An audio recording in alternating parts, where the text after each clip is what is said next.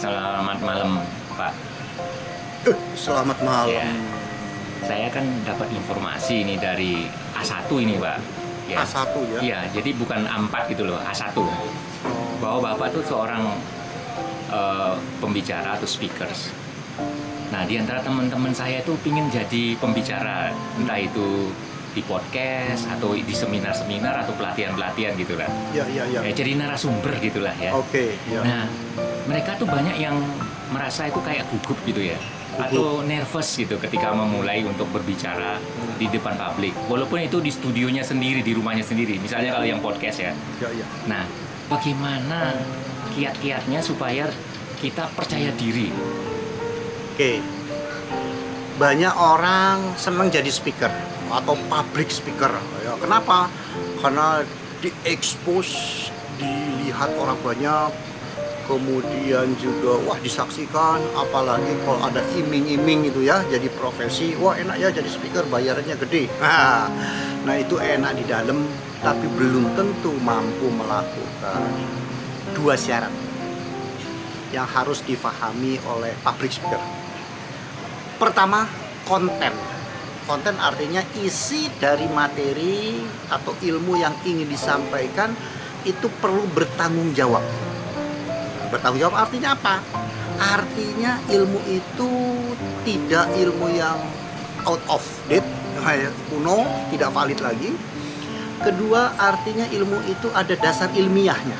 Nah, itu pengertian konten. Kedua, ya tadi ditanya kok masih gugup gemetaran. Ini ceritanya kontekstual. Iya. Caranya Nah, kedua hal tersebut, ini kalau konteks, cara itu butuh jam terbang, butuh latihan. Nah, ya, latihan. Tetapi latihan ini tidak akan bisa menjadi baik kalau tidak belajar bagaimana cara memberikan pelatihan sebagai public speaker. Jadi Begitu. kiat-kiatnya perlu, tetapi kiat-kiat itu perlu repetasi ya, di-repeat, diulang-ulang sehingga menjadi biasa dan bagus. Itu konten dan konteks. Kemudian tadi ya konten. Nah, yang sering sekali terjadi karena public speaker itu mungkin dianggapnya enak, indah gitu. Banyak sekali teman-teman tidak mempersiapkan materinya itu secara baik. Asal bicara. Bicaranya 30 menit, 40 menit, ketika kita ambil saripatinya, apa sih konklusinya? Nggak ketemu. Itu pembicaraan cuma 2 menit, 3 menit selesai. Tapi diolah menjadi 5 menit. Nah, bagaimana menjadi public speaker yang baik? Begini loh. Proses itu latihan, belajar, exercise, kemudian mengulang-ulang, kemudian review ya, itu proses. Tidak akan mengkhianati hasil. Jadi Bagaimana maksudnya? Proses tidak akan mengkhianati hasil.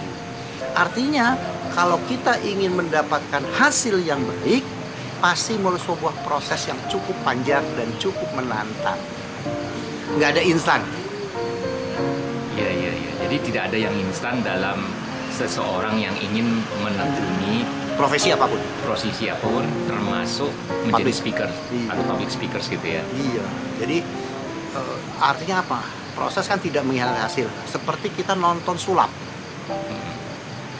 Hitungan 20 detik, 30 detik bisa berubah macam-macam kan? Yeah. Wow. Latihannya itu bisa berbulan-bulan, bisa bertahun-tahun. Show-nya mungkin 30 detik. Wow, hebat. Latihannya 2-3 Yang tahun. orang sampai terpesona, terpana Iya. gitu melihatnya ya. Nah, itu latihannya kan yang disebut proses itu 2 tahun, 3 tahun. Iya. Nah, seorang politikus pun itu adalah bisa dianggap sebagai public speakers ya, karena dia sering kampanye, pidato, dengar pendapat gitu ya. Nah, salah satu kegiatannya Iya. sebagai public speaker. Iya. Bagaimana sih caranya supaya bisa menjadi anggota DPR atau DPRD atau pejabat yang bisa kalau pidato atau menjelaskan sesuatu itu kontennya itu tepat gitu loh. Ya kembali, jadi politician atau ilmu berpolitik ya, itu kan sebuah keilmuan sendiri. Dalam konteks tadi itu sebagai kontennya. Iya. Dia tahu tentang seluk-beluk ilmu politik. tapi ingin menyampaikan bagaimana saya sebagai politikus yang hebat bisa berkomunikasi dengan masyarakat bagus, butuh ilmu public speaking, yaitu kontekstual. Nah, perlu belajar ilmu public speaking. Oh iya. Perlu belajar. Jadi kalau seorang politisi pun itu perlu memahami yang namanya bagaimana menjadi seorang public speakers yang baik Betul, gitu ya. betul, Oh. betul. Nah, Apalagi kalau- politisi yang aktif berbicara ya. Oh iya. Iya. Aktif berbicara di media. Kadang-kadang kan ada juga politikus hanya bermain di belakang layar aja, Iya. hanya duduk. Iya.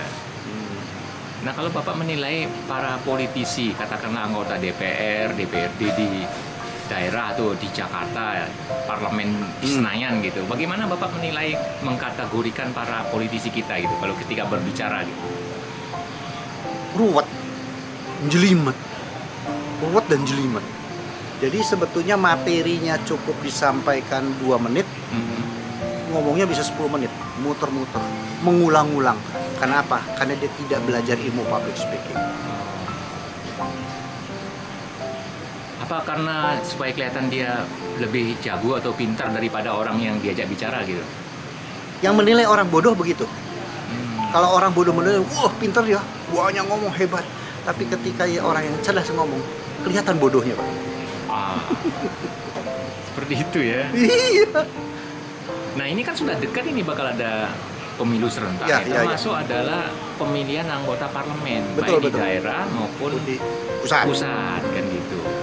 Kira-kira bagaimana nih kira-kira kualitas dari seorang anggota parlemen, anggota DPRD atau DPR RI, mungkin termasuk anggota DPD juga gitu ya, dalam hal persiapan mereka untuk menghadapi pemilu serentak 2024. Bapak menilainya gimana mereka?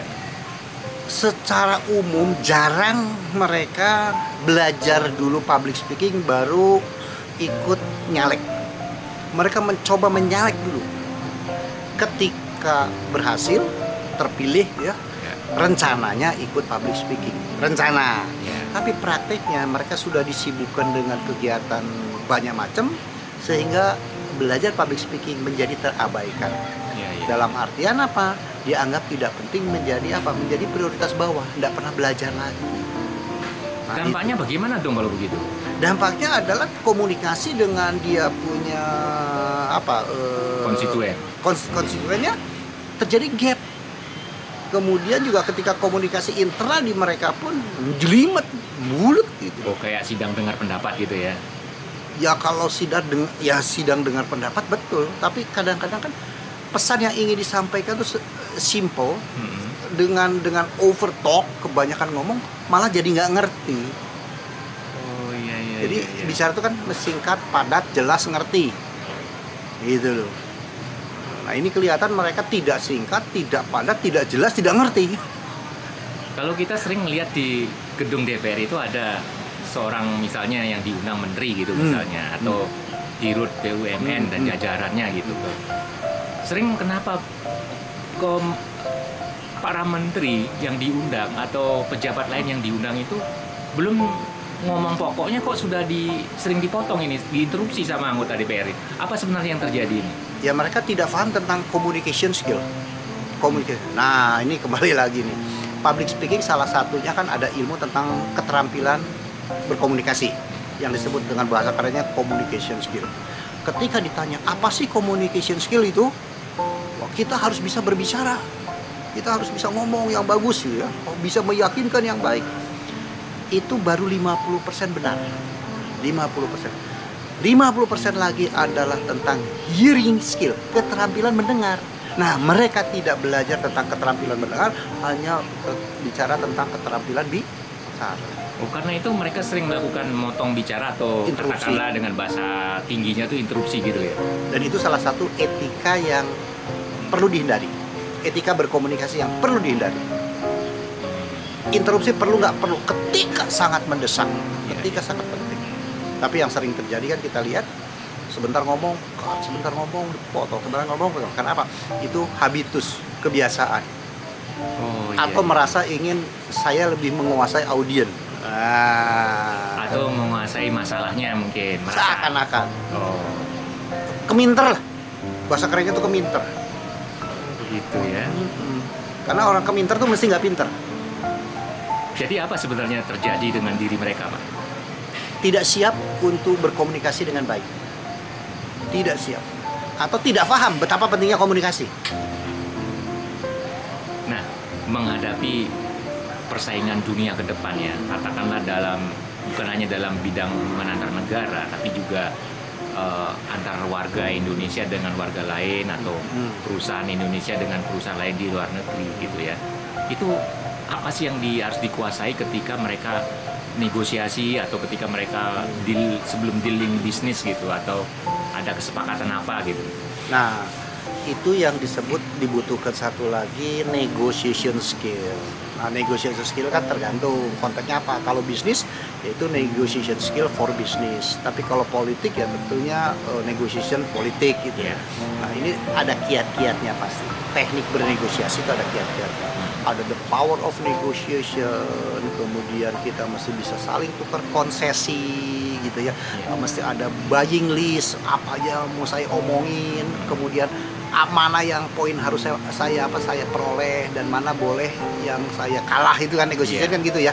Nah, itu kayak tarik ulur mungkin Pak istilahnya. Tarik ulur adalah ingin mendapatkan yang terbaik. Tetapi negosiasi itu tidak selalu saya harus menang semua. Iya. Jadi kalau ada 5 poin umpamanya ya, negosiasi, saya akan bicara tentang poin A, poin B, poin C. Bisa saja saya menang 1, 2, 3, 4, 5 mungkin saya kalah. Iya. Saya harus serahkan ke mana? Ke pihak kawan bicara kita atau mitra kita. Calon Nah, itu mitra lah misalnya ya. Itulah yang disebut dengan negosiasi. Jadi bukan pengen menangi dewi. Bukan mau menang sendiri gitu ya. Nah, menang sendiri kan ya bikin perusahaan sendiri aja. Oh iya. Gitu ya. Nah, jadi pembicaraan kita menarik sekali. Mudah-mudahan bisa kita lanjutkan bahwa yang namanya di dunia saat ini adalah juga penting mengetahui yang namanya communication skill, public speaking, mendengar, Public speaking skill, ya, hearing skill. Yes. Ada orang bilang kan belajarlah untuk mendengar, ya kan begitu. Nah, mudah-mudahan nanti ke depannya ya para pebisnis Indonesia, pemula atau yang ingin jadi sukses di bisnis atau anggota parlemen dan sebagainya bisa memahami hal-hal tersebut. Kira-kira seperti itu ya Pak ya?